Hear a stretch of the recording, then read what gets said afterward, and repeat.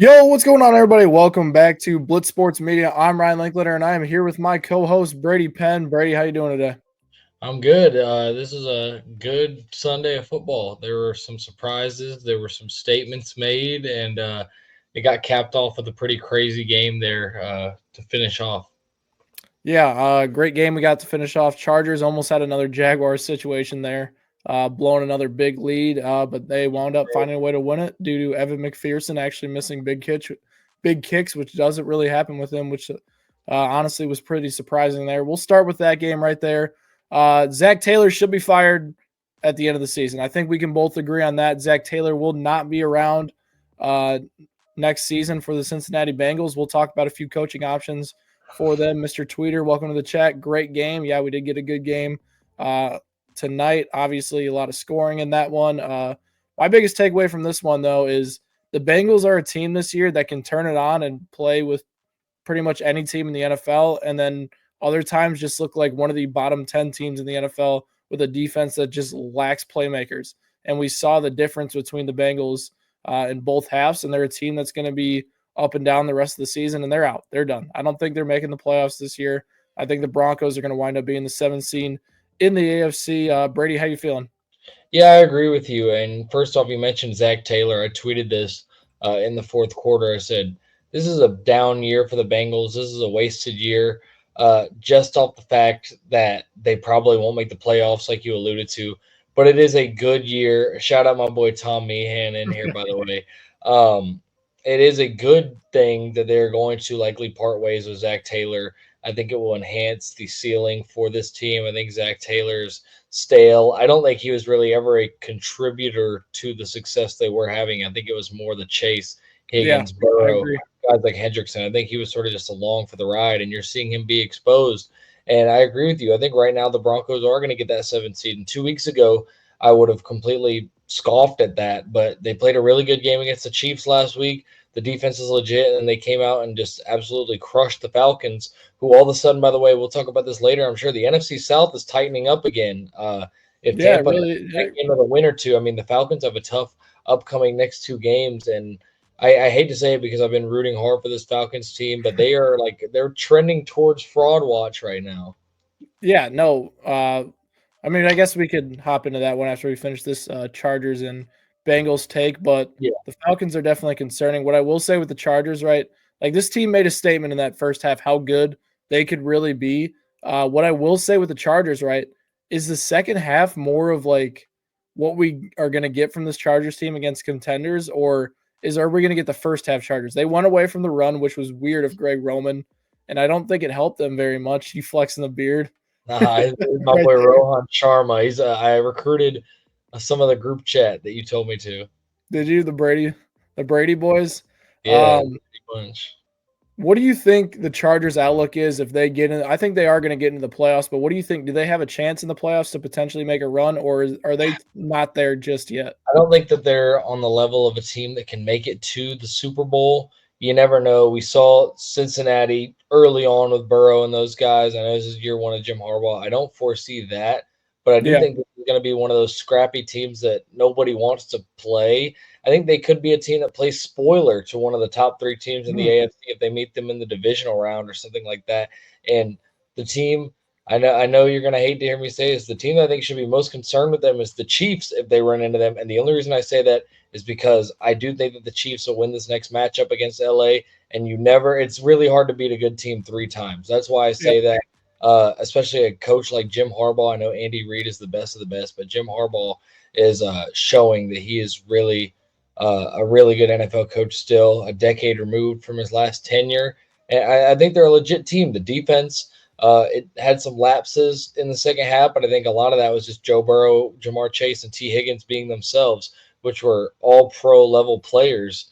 And yeah, I mean, there's really not much more to say. The Chargers are a legit team. I think they're a tier below Buffalo, Pittsburgh, Kansas City, Baltimore types, but I think they are certainly going to be a tough out. And I see Lovey Smith 620 saying the Lions take is not aging well. I never said the Lions were going to be bad. I didn't expect them to be one loss through this point, but I had them going 12-5 and finishing just behind Green Bay.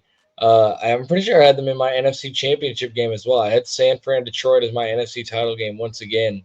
So I won't say that I've had a bad Lions take. I just was a little off the mark. Yeah, we're going to say some shout outs in the chat real quick to you guys that are in here early on in the stream. We got Tommy, Buffer City. What's up, Tommy? Trey Toussaint, local follower, always an early bird. Hey, make sure when we start these streams and you want to be an early bird, hop in the chat as soon as we start it and drop a bird in the chat. Trey, Seahawks are so good. I mean, that was a crazy game. We'll get into that one in a little bit here, but the 49ers definitely have some concerns going forward. Talked about a little bit of Rohan. The beard coming in for Brady, nice and strong. And then we got the Bears here. How many more explosive comebacks can the Bengals have and still not come up with a W before Burrow finally loses it in a post-game press conference? LOL. I mean, you make That's a great personality. Dude, Burrow has been balling out this year. I mean, you heard it when they started this game. He said he's playing the best football of his career. The hits that he was taking at the end of this game, that like cross-body throw over the middle right before the 2 Hail Marys, he took a shot. Yeah, he did. He did take a shot. What I will say with Burrow, man, like they are really wasting a great season from Joe Burrow. He's balling right now, and unfortunately, I just don't think they're going to get in. Lovey Smith back here. Kyler Murray is not top 5 in MVP. We'll see. We'll see after this week. They had the bye. We'll see what we get from the Cardinals next week. I don't necessarily think he's going to be in the top. He's not in there yet. He won't be in there yet. I could make an argument for that 5 spot right now. Allen, Lamar, Goff, Herbert. Why can't he be the 5 spot? Yeah. So let's talk about this. Bills Chiefs, obviously the headlines from this week. Brady, I'll let you start on this one. I mean, yeah, this is honestly how I expected this game to go. I thought that both teams were going to come out strong. I know Mahomes had the interception on the first possession, and it was one of those. We've seen a lot of Patrick Mahomes interceptions this year where he just like seems just a little bit off the mark. And no, by the way, running backs are not going to be considered in the MVP unless they break Eric Dickerson's record. I hate to break it to you. Christian McCaffrey couldn't win it last year or even finish in the top 2. Running backs aren't in that top 5.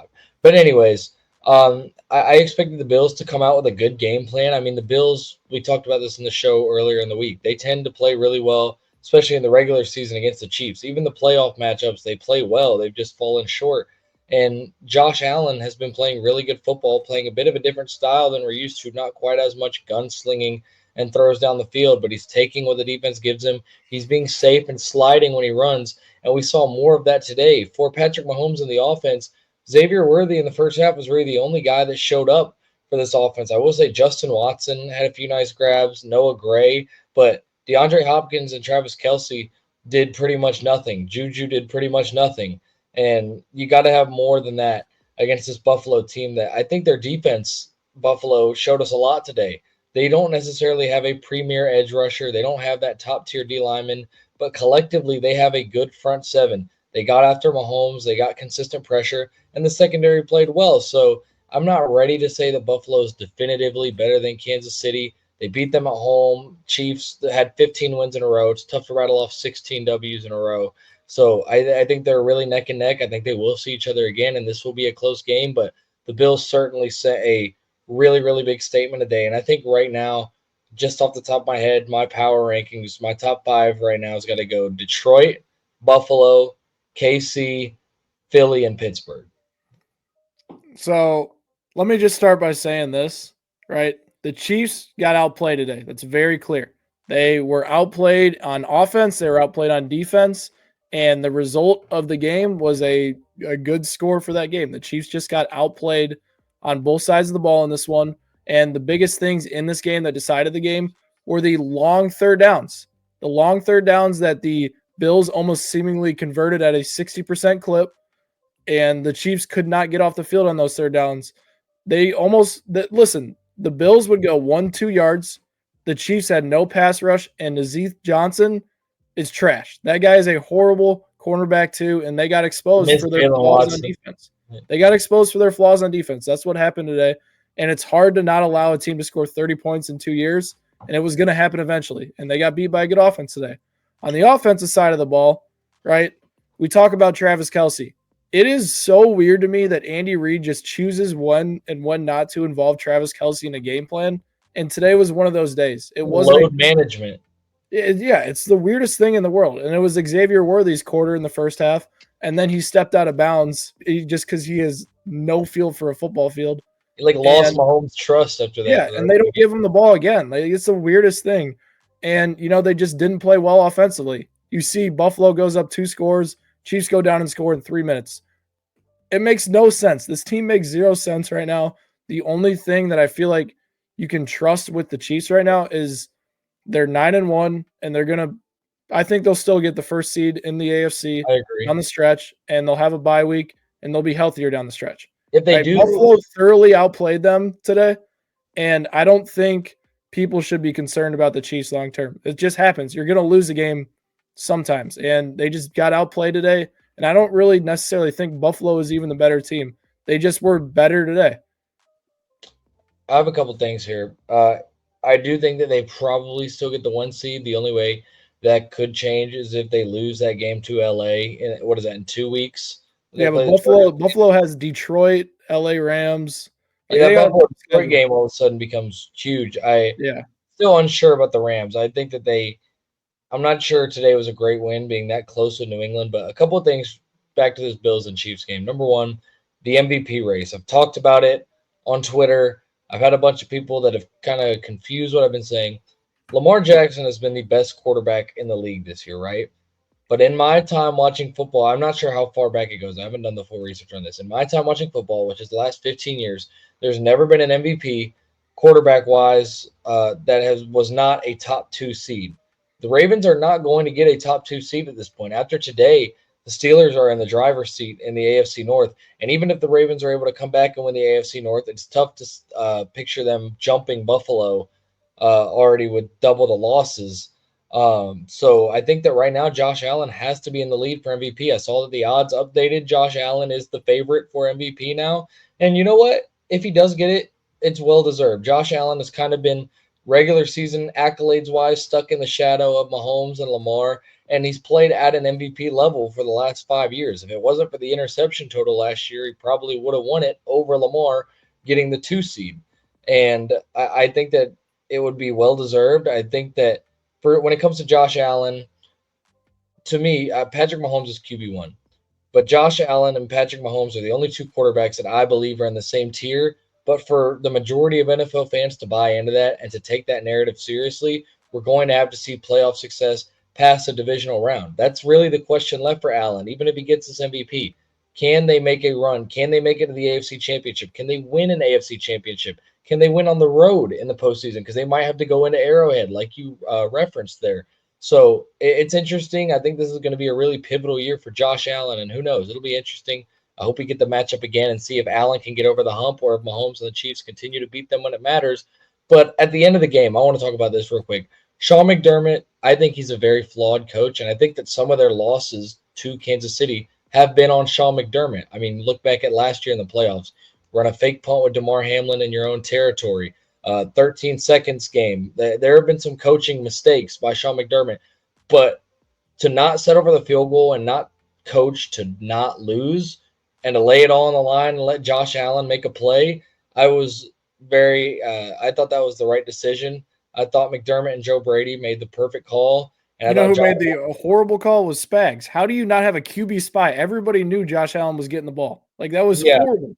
I agree. Josh Allen was not well accounted for on that play, but that was a great play. And we'll see if that's a turning point for them. If the Bills had lost today and had losses to the Texans, Ravens, and Chiefs, it would have been hard for me to buy into them as a true Super Bowl contender. But I think that they showed you today that there is a path for them to make it. And it's really hard once we get to January for me to pick against anybody that's not Kansas City based off what we've seen over the last 5 years and especially over the last 2. But if anybody is equipped to do it, it's number 17 in Buffalo, and I'm really interested to see how it shakes out. I think these are the clear-cut top 2 teams in the AFC. But I'm not even sure if either one of them is better than Detroit. Yeah, we'll get to the Bears comments right here. Talking about the Chiefs offense here, it's got to be Matt Nagy. As a Bears fan, I know it's Nagy dragging the Chiefs offense down. I'm not necessarily going to say it's Nagy. Andy Reid basically controls everything that goes into Mahomes' play Yeah, call. Nagy is like the OC, but he's basically an assistant. He's Yeah, not calling like he has a little bit of impact on the offense, but it's not as much as people think. It's Andy. At the end of the day, Andy has every single control in that offense, and Nagy's just a good scapegoat for why they've struggled. And obviously, the last 2 years haven't helped Nagy's case because the Chiefs' offense hasn't been as explosive since Nagy took over. But it's not Nagy. Well, It's they don't Andy have Reid. downfield playmakers either. Yeah, it's an Andy Reid type of a thing. The Bears here. I have a theory on Kelsey too. They have no pass rush, so they got to have him as an extra blocker. He becomes a decoy on actual routes. I think, in a sense, yes, that's kind of right. Their tackles obviously have struggled this season. It was pretty clear. Like Mahomes was hit on the first 3 plays of the game. Like he got hit a good amount today. Their tackles. I actually think Taylor's been all right. I think it's that left tackle is just so Taylor is detrimental. just like an inconsistent mess at times. He's either really good or really bad. Do you think that there's a chance they bring in Donovan Smith? I saw Dude, every week I keep seeing it, but it hasn't happened. So we'll see. We'll see if he comes back, but I'm not sure they wind up doing it this year. I don't know. If they have enough pressure, like this game might be a wake-up call.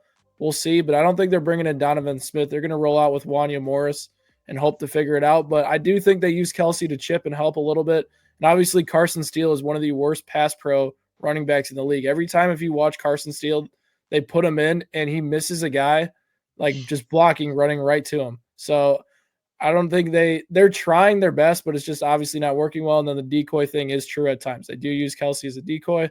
Mentions, what about Lamar?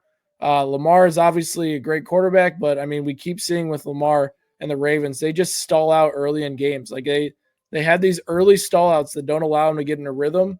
And when they don't get in a rhythm, they struggle. They're so good ahead of schedule. So good ahead of schedule. And Lamar has been better coming back in games, obviously, the last year or two. But this Ravens team is built on getting ahead of schedule, relying on Lamar and Derrick Henry in the ground game, and we haven't seen Lamar go and take a playoff game. We see Lamar put up crazy numbers, and everybody's like, oh my gosh, the Ravens are unstoppable. Guys, they're 7-4. They're not unstoppable. They have a weak secondary. This offense sometimes goes away when Derrick Henry gets limited. Like Derrick Henry had some times where he was limited today, and this passing game is not good enough to consistently go without a Henry and Lamar on top. I know you're kind of cringing at that, but it's true. I'm thinking. I'm not. And when Henry slows down, this offense just kind of goes down as well. They don't have enough passing route combinations that work well, or a good route tree that works well when they don't have the running game going. I think first off, I really like Todd Monken. I'm not sure that he's had the best game plans this season. It seems I know you think it's kind of been cookie cutter, but I think it's changed a little bit week to week, but not in a good way. And what I'll say in terms of Lamar, I don't pin today on him. If you watch the game, Lamar made a lot of great plays. Dude, the Zay Flowers drop, oh my god. The stat line and the score won't reflect it, but like there was the Zay Flowers drop. There were multiple drops. There was the throw down the sideline where Lamar threw a perfect ball to Justice Hill, got it ripped out of his hands by Peyton Wilson on the way to the ground. That counts as an interception on Lamar's stat sheet. And then other than that, it felt like anytime the Ravens got a chunk play, there was either an illegal man down the field because Lamar waited a half second too long to throw the screen, or there was a holding or some sort of penalty. And that's where John Harbaugh is a Super Bowl winning coach. He's got a resume. I wonder how much of this falls on him, because the key thing that I see from the Ravens this season and really in the postseason last year is undisciplined things, the unforced errors, as I like to call them. I think the Ravens shoot themselves in the foot too often, and I think a lot of times Lamar is able to bail them out with being Lamar, but they've got to figure it out. They've got to clean up some things. Let me say this real quick. The reason why the Bills are able to beat the Chiefs consistently in the regular season is because they make zero mistakes. This team rarely turns the ball over. I don't think they had a hold today. They don't get penalties. They rarely turn the ball over, and they convert on third down. That's a recipe for they converted a ridiculous clip today. But at the Ravens, it is disappointing for them because we talked about their defense needs to show up. The defense has been bad. The defense played great today for Baltimore. The defense played. They lost without scoring a touchdown for Pittsburgh. Exactly. Chris Boswell beat them, and the offense. I mean, the Ravens still had a chance to win at the end of the game. And back to Todd Monken, he called a terrible play. I mean, first off, you go for two. You don't even have Derrick Henry on the field, and then you set up with an offset back, a tight end, and an extra lineman to the left, I believe it was. everybody knows it's going to be a run to the left. Like it got completely snipped out by the Steelers. It was a bad play call, and it may have cost the Ravens a chance at the AFC North. They still have a fighter's chance if they can beat Pittsburgh, the second matchup. But right now, Pittsburgh, I think, is thoroughly in the driver's seat, which I think to both me and you is a big surprise. It is a big surprise, and I don't know if I'm necessarily. I mentioned that I have them That is as another sneaky game for the Chiefs that they're gonna have to battle in. it is. I do think they match up better against the Steelers than a lot of teams do, just because their run defense is I pretty agree. good. The only thing that scares me for them is TJ Watt. Yeah, I mean he's going to be a problem, but Yeah. we'll see what happens in that one. Let's get to some other games. Obviously in Week 11, we'll talk about Packers Bears, dude. This offense looks so much better with Shane Waldron. It God, and I've looked been on this. more We've been confident. on this. And I mean, look, Thomas Moore is not the best offensive coordinator in the world by any means, but they actually schemed up plays that got the ball to Caleb hands quick. The running game was creative, and it worked well. It wasn't a great game on offense by any means, but they were efficient. They moved the ball effective. They did everything they could to go win that game at the end. Unfortunately, the block kick happened that silenced Chicago, or basically The Bears are cursed against Green Bay. it's crazy. I felt so bad for Bears fans when that happened. But Here's my question. The Eagles have been really good. The Eagles have a head-to-head win. Could the Packers be the second most dangerous NFC team? To me, it depends on if good Jordan not Love or after bad today. Jordan Love shows up. I'm not buying it after today. But I think this team is one of the more confusing ones in the NFC to me. The most confusing team to me in the NFC is the 49ers this year. But we'll talk about them in a little bit, I'm sure. But the Packers, they have moments like their first drive of the game. They go down the field, they completely slice through the Bears defense. Love finds Jaden Reed for a touchdown. Then they don't score again till like the third quarter. They're just on and off. The defense has actually been pretty good for Green Bay this year. I don't know if I would call them the second most dangerous, but it is interesting, especially the way that they finished the year last year and the way that they have tended to fare under Matt LaFleur.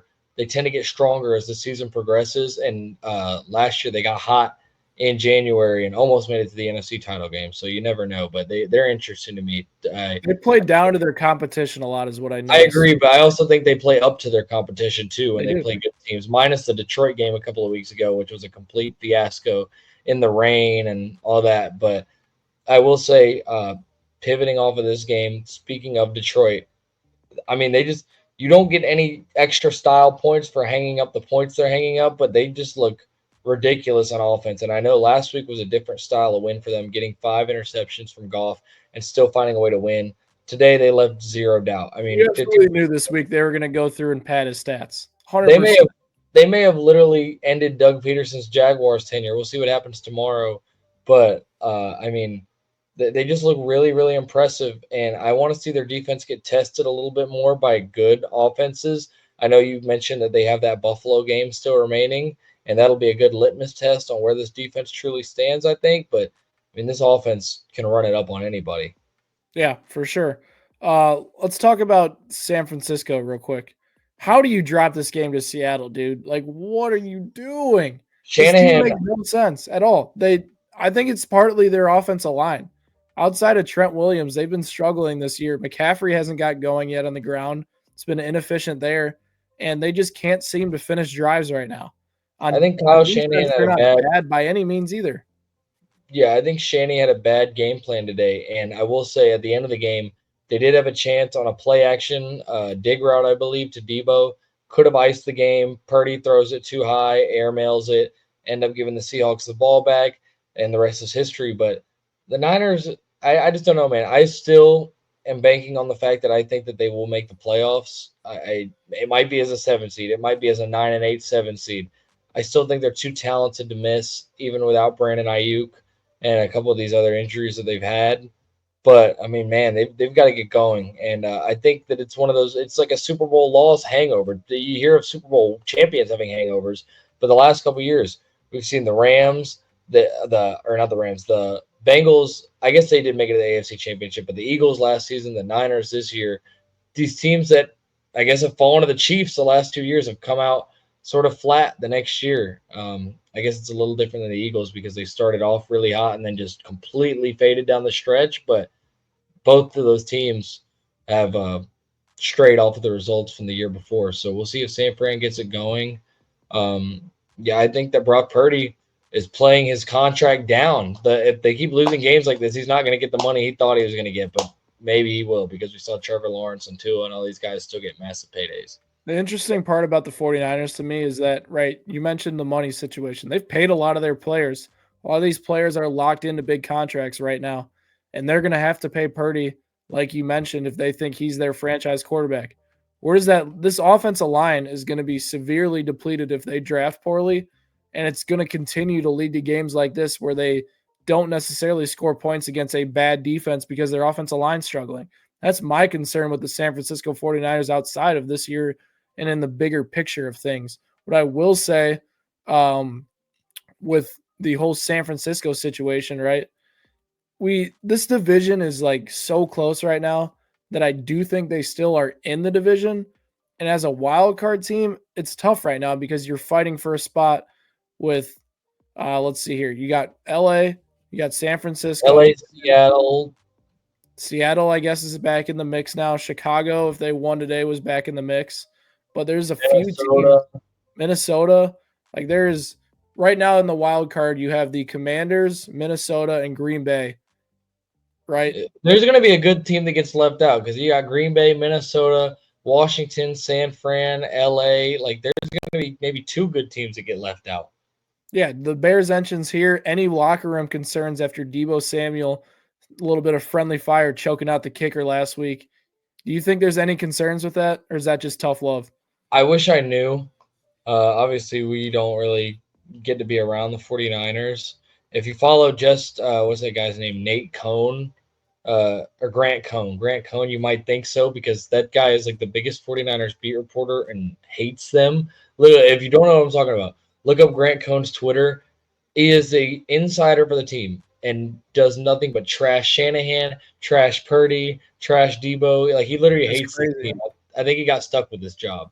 But no, I don't know. I will say the 49ers, this has helped them in the past.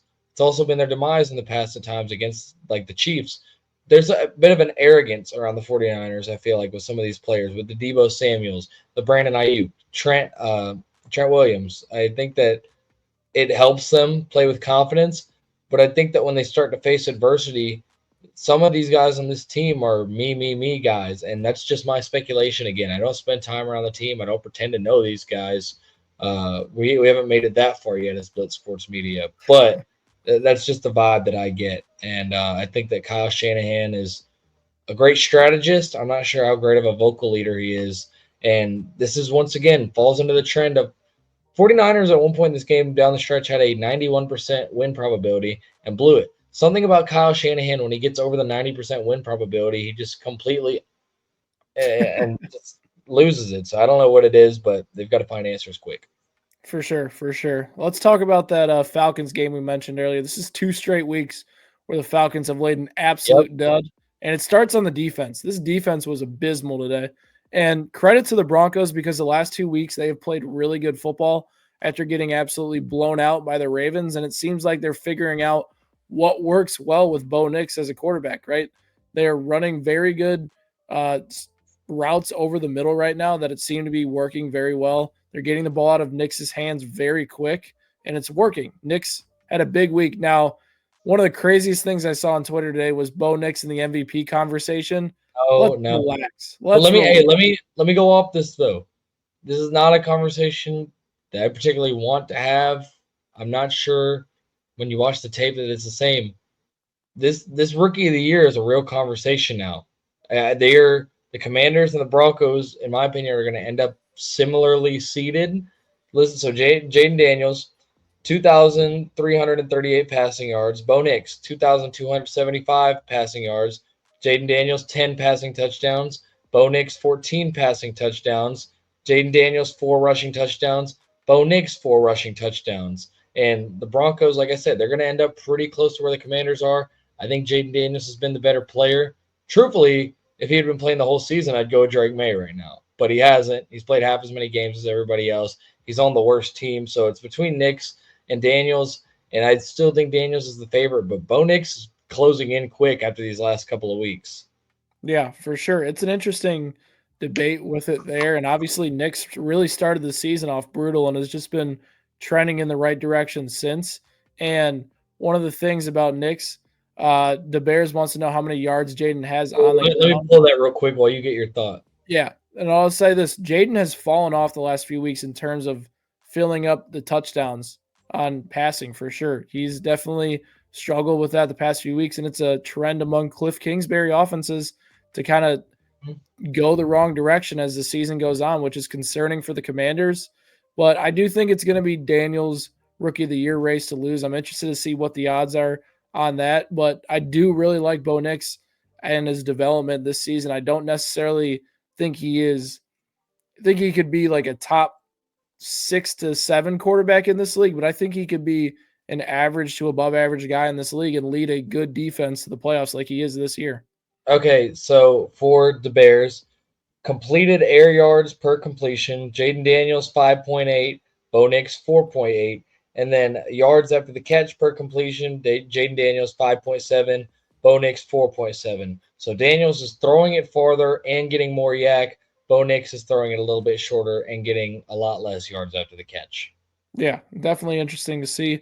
What are you concerned with the Falcons right now? And I think it's mostly ties into that pass rush that they The don't. pass rush, and I will say Matthew Judon might be a thief. I mean, he came in, he begged for this trade from New England, and I will say shout out to Elliott Wolf in New England because at the time I wasn't mad. I remember we did the episode. I wasn't upset that the Patriots lost Judon. He's kind of getting a little bit older and has had some injuries, but I was like, man, like they gave him up for not a whole lot, and I think that front offices may have known more than we did because he's out there. He just looks lazy. He doesn't look like he cares, and he certainly has not been a game changer like he was in 2021, 2020, 2019. And then other than that, they haven't done a good job of drafting guys. They drafted Rook Ororo from Clemson. He hasn't done much. They've got Anyamata from the Saints, who's a good like third edge to have. He's like a Menahue type, maybe even a Karloftis type, but he's not the game changer. Grady Jarrett's old, coming off a season-ending injury. They just have nothing in that department. And AJ Terrell has taken a step back in the secondary. I think Justin Simmons and Jesse Bates have been a great safety duo, but the corners haven't been great. And then on top of that, even if the defense played really bad, which they did, the offense did nothing. I mean, they came out, I think they were down 21-6 coming out of the half, and Kirk throws a pick on the first Falcons possession of the second half. Broncos go down to score, make it 28-6. Game is essentially over. So I'm not sure exactly what the Buccaneers' remaining schedule looks like. I think it's lighter than the Falcons, at least these next 2 weeks, because the Falcons' next 2 games are the Chargers and the Vikings. And those are by no means even games that the Falcons will be favored in, to be completely honest. And I think that Chargers defense is the last one that the Falcons want to see right now, with the offense kind of sputtering. So it'll be interesting to see. I'm with you. The pass rush is the biggest concern, but all of a sudden there's a lot going on in Atlanta. They're lucky to be in the NFC South and still be leading that and have the season sweep over the Buccaneers. But that noose is tightening just a little bit these last 2 weeks from the Atlanta Falcons. Yeah, for sure. Let's talk about kind of that AFC side of things. The Colts got a big win today to stay in the race against the Jets, and we mentioned on our predictions. Aaron Rodgers is dead. Aaron Rodgers is dead. We mentioned in our predictions and preview show that this was a massive game if the Colts wanted to stay in it. And credit to Anthony Richardson. This was his best game of the season. He actually was hitting people in stride. It was crazy to see. And this is what AR can look like when he actually throws the ball to receivers. It's crazy. He looks like a good quarterback. Yeah. Is it a good thing to bench these young guys? Because look at working, dude. Him and Bryce Young are 3-0 in the last 3 Bryce games. Young and AR both. Yeah, it's interesting to see. Angel loves that Aaron Rodgers is cooked. Shout out Angel. That's my boy, Scumbag Roberts. Others know him as. It's another Brady guy. And I think that we can both celebrate the fact. I don't know how Ryan feels, but we can celebrate the fact that Aaron Rodgers is, like you said, dead. He should never be mentioned near the name Tom Brady ever again. But yeah. See, the interesting part about the whole Aaron Rodgers situation is that he got a super team and won 3 games. No, it's more of the fact that they have to either cut him, he retires, they have a ton of dead money, or they have to be stuck with him next year, which is not great. If I'm the Jets, I'm finding whoever Aaron Rodgers' closest friend is, and I am paying them money to beg Aaron to retire because otherwise Devontae Adams. he's going to hold this organization hostage. He's going to get his money next year. He's going to come out and they're going to suck again. They're going to waste a year of Garrett Wilson. He's going to get closer to free agency. They're going to waste a year with this defense. They're going to hire whatever coach Aaron Rodgers wants to hire, which probably won't be a good one based off his track record. They might make freaking Nate Hackett the head coach in New York. So if I'm them, I am absolutely praying that Aaron Rodgers decides to go on a darkness retreat and then retreat from the league. The Bears actually is kind of cooking here. Is Atlanta the only team doing it right with their rookie sitting this year? Hey, and Penix learning looked good behind? in garbage time. Penix looked really good in garbage Yes. time. Look, he gets these opportunities sprinkled in. He's learning behind Cousins, who's honestly probably a great mentor and someone to learn behind. And it probably will work out. London has been good this year. Bijan's been good. Like, they have weapons there that are Right. young, and he's going to be able to step in, and these guys are going to be right in their primes. Like, Well, what Atlanta is doing to build around Penix is so smart right now. And hopefully, right, like, they go make a play for Micah Parsons. They go get young, talented defenders to pair with those young elite players on offense. Like, if they do that and Penix slides in, like, this team could have a good window for 4 to 5 years. Right. They could not miss a beat once Kirk gets out of there. But, I mean, like he said, it's the Jordan Love blueprint. It's the Patrick Mahomes blueprint. Even the Josh Allen blueprint. Josh Allen started his career on the bench, and to a lesser extent, we saw the same thing with Drake May this year. We saw Jacoby Brissett get the brunt of things. We saw in the first 5-6 games. Then May comes in and makes an instant impact. So even in that small sample size, you see the rookie learning things, taking in things. And I'm still of the belief that May specifically should have started from week 1 on, but I'm with the Bears here that there is certainly benefit to these guys sitting there and learning, whether fans want to admit it or not. I do remember back in the day, people were clamoring for Andrew Luck to sit on the bench behind Peyton Manning. Who knows how that would have gone? Maybe Andrew Luck would have ended up being the freaking GOAT. But, I mean, there are pros and cons. There are good examples on both sides of starting immediately and benching to start. I'm with you, though. It's a good strategy. 100% for sure. Let's talk about one more team in that AFC race. Miami got another win today, and they're a little frisky, just a little bit. They're getting a little hot. Shout out! I'll give Tua credit. He has looked better these last 2 weeks. From halftime on last week, he didn't look good in the first half against LA. He hit his stride in the second half, and he looked good today. It is the Raiders, but you saw that Miami spacing, you saw that Miami speed come into play once again. And how about Jonnu Smith in the year he's been having? Yeah, no, they said we're done with Jalen Waddle and we want to play with Jonnu Smith now. And Jonnu Smith has found a home. And one of the things that, like, with Miami that does concern me is the defense does not play well against good teams. They're not a good defense. They do play well against, like, the Raiders. They had a nice day today, but they're not a good defense. And I think some of their stats are inflated from that stretch to where Miami has been running the ball 40 to 50 times a game just because they couldn't throw the ball. So the defense is what concerns me. And I do think out of the Colts and Dolphins, who has a better playoff chance, I would go with the Colts right now. I would go with them based off the record. If you're asking me who the better team is, it might be Miami. And by the way, I did bench Jonnu Smith today, but the good news is I benched him for Brock Bowers. So it ended up being an even. You had a good tight end situation there. Even trade off. Yeah, I actually just got Brock Bowers the other day. Chat, let me know what you think about the trade. I traded away T. Higgins and Bucky Irving for Brock Bowers and Isaiah Pacheco. So we'll see what happens there. But the Dolphins remaining schedule. They're 4-6 right now. They have the Patriots next week. That should be a win. That would put them at 5-6. Then they've got Green Bay. Chalk that up as a loss, 5-7. You got the Jets. Win that, you're 6-7. Texans, that's a winnable game. Texans is a winnable game, even if they lose it, though. 6-8. Then you finish with Niners, Browns, and Jets. You probably have to win out. So if you had to ask me right now, I don't think the Dolphins will make the playoffs. If they can steal the Niners game, if they can steal the Packers game, who knows? They've got a uphill battle to climb. They're not out of it, but I would say no, they're not making the playoffs.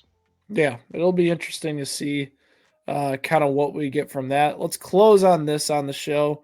Brady, if you had a gut feeling right now, what do you think our AFC and NFC championship matchups are going to look like? And also, chat, If you have any last-minute questions before we wrap up this Sunday reaction show, let us know down below, and we will answer them before we close this show. But Brady, in the meantime, let's hear it.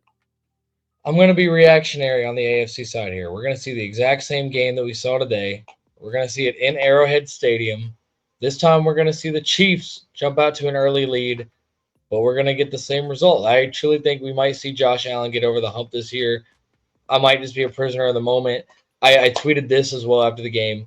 No one can have any sort of say. No one can stake any sort of claim until that crown is physically off of Mahomes' head and the clock hits triple zeros. But I think the Bills are a legitimate threat. And at the very least, I think that's going to be the matchup in the AFC. Another chapter in a story rivalry. The modern day Brady Manning, it seems like right now, is what this is shaping up to be between Josh and Patrick.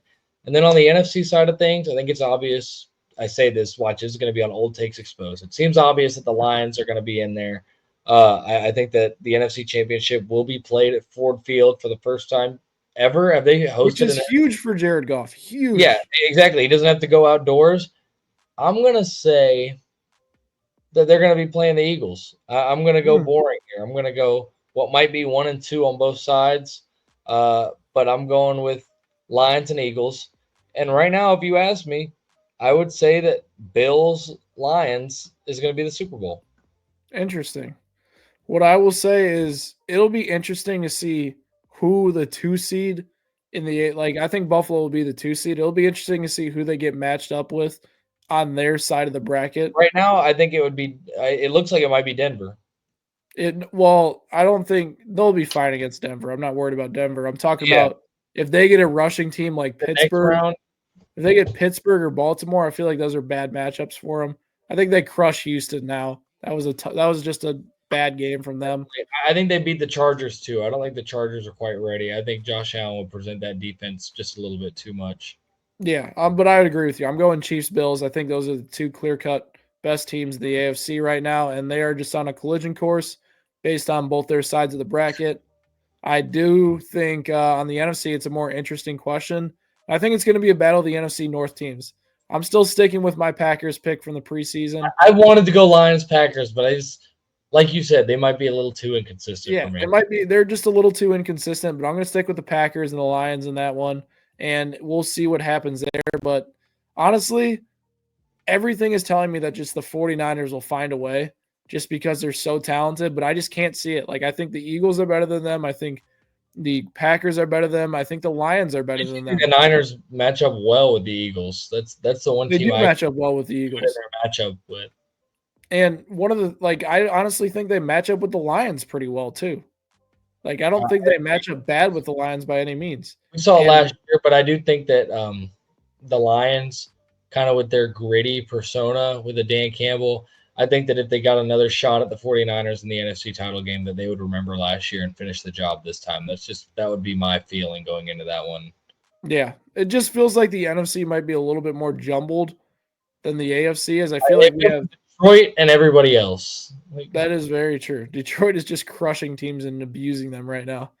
I saw some tweet today. It's like an SEC team paying $1.2 million to play a MAC school every weekend. That's basically what the Lions are doing right now. The thing is that makes the Lions so tough is that running back duo, because you've got great pass catchers. You've got a quarterback playing really well. Granted, the one piece I'm not fully sold on still is Jared Goff. You can call me a hater.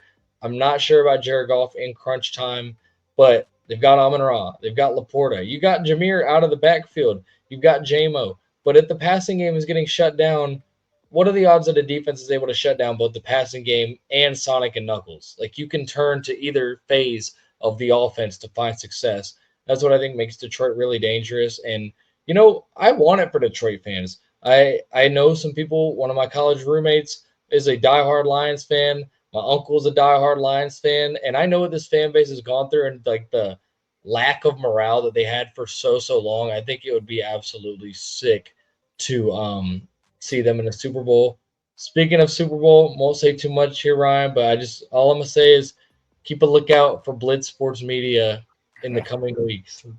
Yeah, we'll see what happens there with that one. DeBears with a good question here. Shout out to DeBears and Lovey Smith for ending it up in the stream with us with the questions. Does Jameis Winston lead the Browns to another W this season, or are they cooked? They're going to Honestly, get at they least one. will. They will. I mean, Jameis kind of cooked today a little bit.